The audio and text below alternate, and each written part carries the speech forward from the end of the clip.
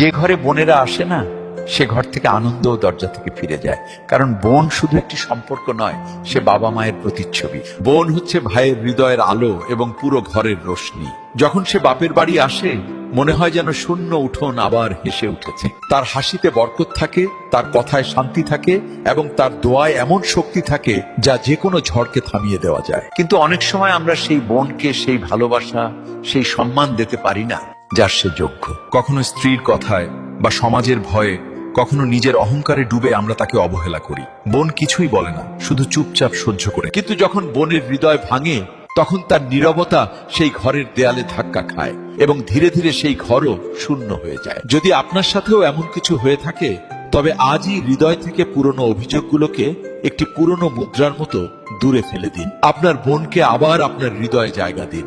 তারপর দেখবেন ৩-৪ মাসেরই মধ্যেই আপনার ঘর আবার হেসে উঠবে, সমস্ত আনন্দ ফিরে আসবে এবং আপনার হৃদয়ও শান্তি পাবে। একবার চেষ্টা করেই দেখুন, বোনের ভালোবাসায় সৃষ্টিকর্তার রহমত লুকিয়ে থাকে। আর যদি এই কথাগুলো আপনার কাছে সত্যি মনে হয়, তবে এই ভিডিও